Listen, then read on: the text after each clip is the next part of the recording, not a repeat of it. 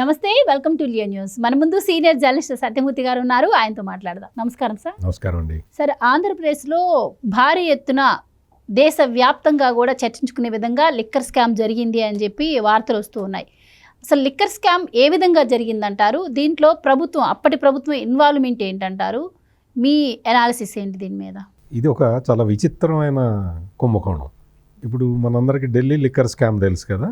Delhi liquor స్కామ్లో అంటే ఢిల్లీలో గవర్నమెంట్ డిపోల ద్వారా మద్యం అమ్ముతారు. ఆ సిస్టమ్ని అరవింద్ కేజ్రీవాల్ మార్చాడు. ఏం మార్చాడు? ఈ గవర్నమెంట్ డిపోల ద్వారా అమ్మటం వల్ల ప్రభుత్వానికి రావాల్సినంత ఆదాయం రావట్లేదు, అందుకని చెప్పి ఈ లిక్కర్ షాపుల్ని ప్రైవేట్ పరం చేద్దాము అని డెసిషన్ తీసుకున్నాడు.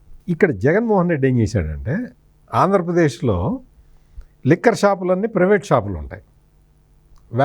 వేలం వేస్తారు. ఆ వేలంలో పాడుకున్నవాడు అంటే చాలామంది వేలంలో పార్టిసిపేట్ చేస్తారు కాబట్టి అనవసరంగా డిస్ప్యూట్లు తగాదాలు ఎందుకని లాటరీ సిస్టమ్ పెట్టారు ఆంధ్రప్రదేశ్లో. ఆ లాటరీలో ఎవడికి వస్తే వాడికి ఆ షాప్ ఇస్తారు.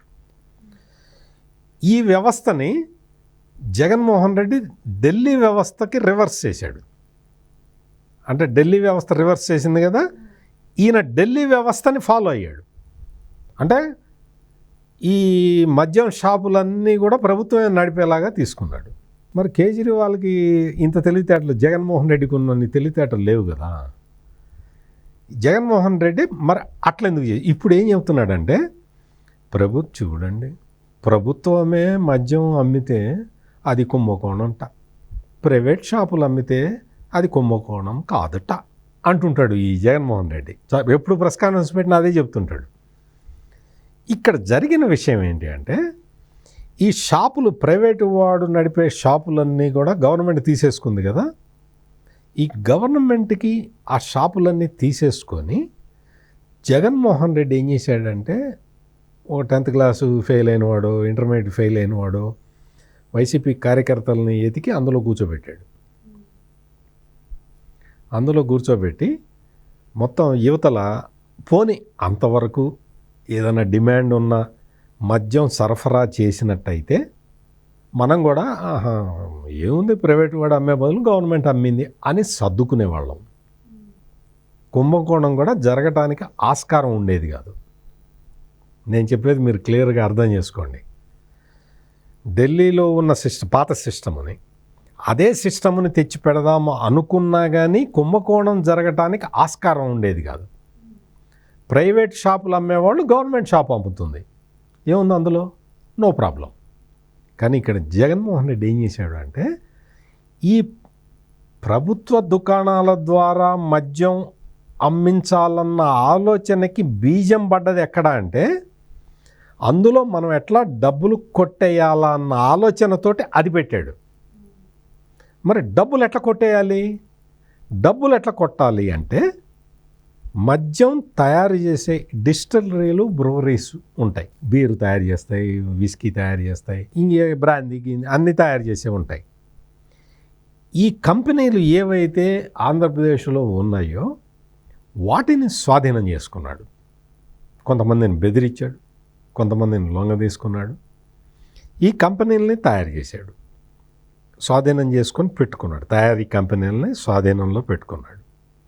పెట్టుకున్న తర్వాత వాసుదేవరెడ్డి అనే వ్యక్తిని తెచ్చి బ్రూవరీస్ కార్పొరేషన్కి మేనేజింగ్ డైరెక్టర్గా పెట్టుకున్నాడు. మీరు ఆలోచించండి జాగ్రత్తగా. జగన్మోహన్ రెడ్డి ప్లాన్ ఎట్లా ఉందో చెప్తా. నేనే తయారు చేస్తా, నేనే సేకరిస్తా, నేనే వాడికి ఇస్తా, వాడు అమ్మిన డబ్బులు నాకు ఇస్తాడు. ఇది కుంభకోణం. మీరు అడగచ్చు, ఎట్లా చెబుతారండి అని. ఈ మొత్తం అంటే 2019-24 మధ్యలో 38 కొత్త బ్రాండ్లు వచ్చినాయి, 38 న్యూ బ్రాండ్స్. ఈ మెక్డోవల్ ఈ కంపెనీలు ఏం లేవు. అంటే పెద్ద కంపెనీలు మంచి మద్యాన్ని తయారు చేసి వినియోగదారులకు ఇచ్చే కంపెనీలన్నీ ఆపేశారు. కేవలం వీళ్ళ కంపెనీలే, S&J distilleries. Adan distilleries, Leela distilleries, NV distilleries, 89 distilleries, Sona, Munak, ఇటువంటి 7 కంపెనీలకి సంబంధించిన బ్రాండ్లు ఇవన్నీ. వీటికి ఇందులో కూడా Adan distilleries, SNJ distilleries, Leela డిస్టిలరీస్కి ఈ మొత్తం ఈ 3 డిస్టిలరీలు బ్రవరీలకి 3 కంపెనీలకే 63% పైగా ఆర్డర్లు ఇచ్చేసాడు కదా. ఈ మొత్తం జాతీయ అంతర్జాతీయ బ్రాండ్లన్నీ ఆపేశాడు. అంటే జగన్మోహన్ రెడ్డి ఏది తయారు చేసి అమ్మితే అది తాగాలి, కంట్రోల్ చేసాడు బ్రాండ్లు. ఇదే కుంభకోణం. ఇంకొక పాయింట్ ఏంటి, పోనీ ఇంత చేసావు కదా, నువ్వు షాపుల్లో డిజిటల్ పేమెంట్ యాక్సెప్ట్ చేసినట్టయితే ఇది కుంభకోణం కాదని నేను కూడా చెప్పేవాడిని. మొత్తం అంతా డిజిటల్ ట్రాన్సాక్షన్సే చేసి, నువ్వు 270 రూపాయలు పెట్టి కొంటున్నావు కదా, 270 నాకు గూగుల్ పే చేయి బలానా కంపెనీకి, లేదు గవర్నమెంట్ ఆఫ్ ఆంధ్రప్రదేశ్కి. అట్లా చేస్తే మొత్తం అమౌంట్ అకౌంటబిలిటీ ఉండేది, దాని మీద ట్యాక్స్ కట్ అయ్యేది, ట్యాక్స్ రెవెన్యూ వచ్చేది, నీ ప్రాఫిట్ రాష్ట్ర ప్రభుత్వానికి ప్రాఫిట్ వచ్చేది, అన్ని రకాలుగా ఉపయోగపడేది. నువ్వేం చేసావు, అన్ని క్యాష్ ట్రాన్సాక్షన్సే చేసావు. ఎన్ని క్యాష్ ట్రాన్సాక్షన్స్, ఎన్ని లక్షల కోట్లు అమ్మావో నీకే తెలియదు. మొత్తం డబ్బులన్నీ క్యాష్ 500 రూపాయల నోట్లలోకి మార్చి ఆ 500 రూపాయల నోట్లన్నీ కౌంటింగ్ మిషన్ పెట్టి కౌంట్ చేసుకొని డబ్బాలో నీ గల్లాపెట్టెలో పెట్టుకున్నావు. అది కుంభకోణం. పాయింట్ నెంబర్ 1, అమ్మటం, గవర్నమెంట్ అమ్మటం తప్పు. పాయింట్ నెంబర్ 2, జాతీయ బ్రాండ్లు ఆపేయటం తప్పు. పాయింట్ నెంబర్ 3, నువ్వు తయారు చేయటం తప్పు. పాయింట్ నెంబర్ 4, డిజిటల్ కరెన్సీ లేకుండా చేయటం తప్పు. ఇన్ని తప్పులు చేశాడు. ఎందుకు? కోట్లు కొట్టేయటానికి, వేల కోట్లు కొట్టేయటానికి. మొన్న మధ్య జగన్మోహన్ రెడ్డి ప్రెస్ కాన్ఫరెన్స్ పెట్టి, నేను మద్యం షాపుల సంఖ్యను తగ్గిస్తే చంద్రబాబు నాయుడు నన్ను విమర్శిస్తున్నాడు అంటున్నాడు. చంద్రబాబు నాయుడు ఇప్పుడు బెల్ట్ షాపులు పెట్టి అమ్మిస్తున్నాడు అంటున్నాడు. జగన్మోహన్ రెడ్డి షాపులు ఎందుకు తగ్గించాడో తెలుసా? ఈ షాపుల్లో అమ్మే ఇన్కము ఆయన కంపెనీలకి వెళ్తుంది. ఆయన ఎమ్మెల్యేలు, ఆయన లీడర్లు ఉంటారు కదా, వేరే లీడర్లు, వీళ్ళు ఏం చేస్తారంటే తెలంగాణ నుంచి, కర్ణాటక నుంచి, తమిళనాడు నుంచి పాపులర్ బ్రాండ్లు స్మగ్లింగ్ చేసి తెచ్చుకొని వాళ్ళు అమ్ముకుంటారు. ఈ షాపు 10 మూస్తాడు, ఆ షాపు 10 తర్వాత తెరుస్తాడు. అంటే మీకు మ్యాక్డోవల్ లేకపోతే ఏవో ఆ కంపెనీలు ఏవో ఉంటాయి కదా, పాపులర్ కంపెనీలు ఉంటాయి కదా, ఆ బ్రాండ్ ఆ తర్వాత 10 తర్వాత అమ్మకాలు ప్రారంభిస్తాయి, అమ్ముకుంటారు. లోకల్ లీడర్కి పుష్కలంగా డబ్బులు, నీకు పుష్కలంగా డబ్బులు, అందరికీ పుష్కలంగా డబ్బులు. నష్టం ఎవరికి మరి? 81,000 మంది ఆంధ్రప్రదేశ్ ప్రజలు కిడ్నీలు పోయి, లివర్లు పోయి ఆసుపత్రి పాలయ్యారు. 81,000 మంది, అందులో 30,000 మంది చచ్చిపోయారు. కిడ్నీ వ్యాధులతోటి, లివర్ వ్యాధులతోటి చనిపోయారు. దిస్ ఈజ్ పబ్లిక్ క్రైమ్, సామాజిక నేరం. ఇక్కడ మీకు మొత్తం 2018-19 మధ్యకాలంలో ఉండే United Spirit, Pernod Ricard, Allied Blenders, John Distilleries లాంటి అంతర్జాతీయ మద్యం కంపెనీలు ఇవన్నిటికీ ఆర్డర్లు ఆపేశారు.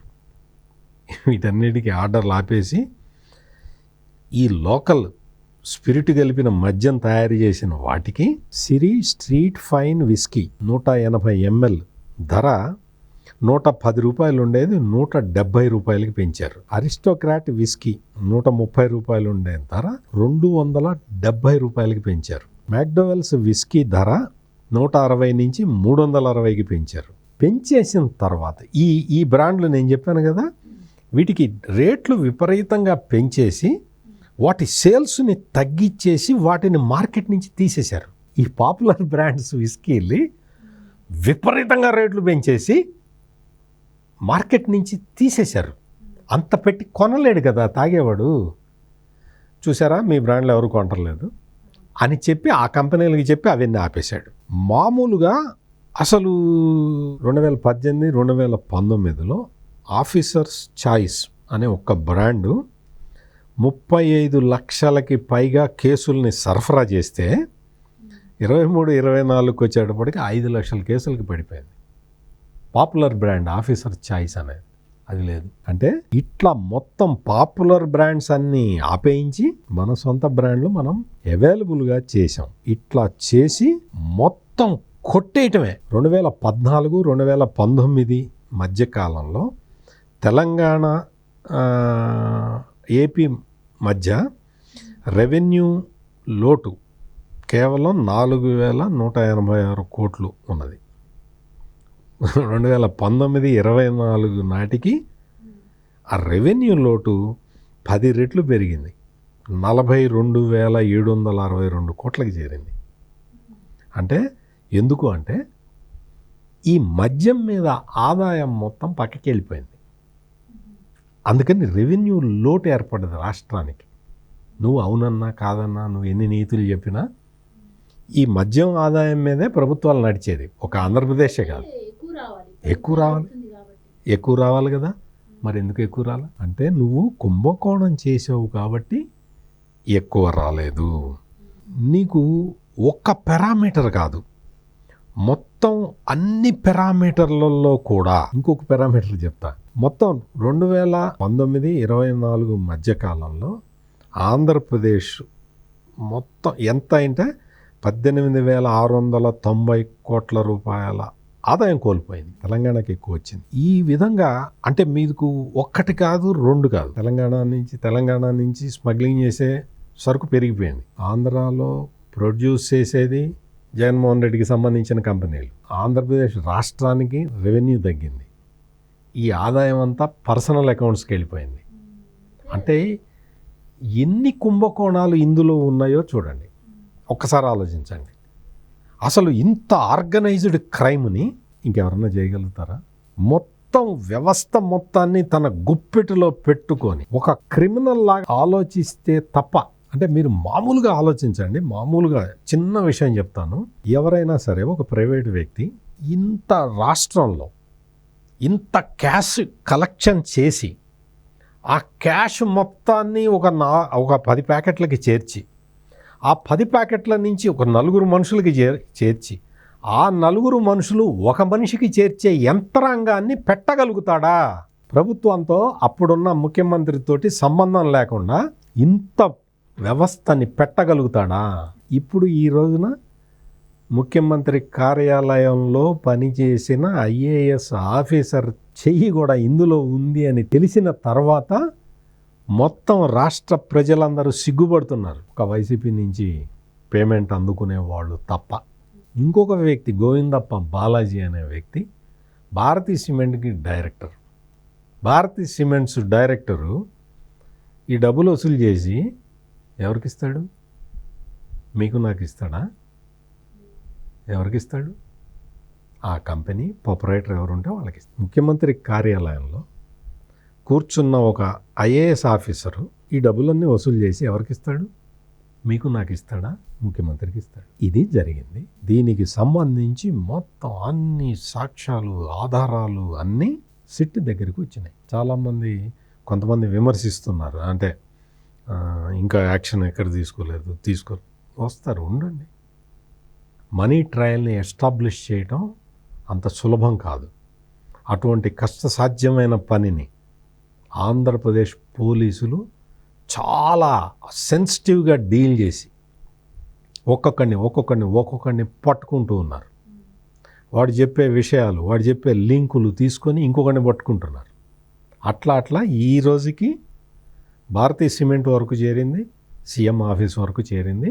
భవిష్యత్తు అంటే చాలా ఎక్కువ దూరం ఏం లేదు, ఒక 10-15 రోజుల్లోనే ఇంకెక్కడికి చేరుతుంది. అల్టిమేట్ బెనిఫిషరీ ఎవరు అనేది సిట్ ఎస్టాబ్లిష్ చెయ్యబోతున్నది. నమస్కారం సార్. నమస్కారం అండి. Please subscribe to Leo news for more videos.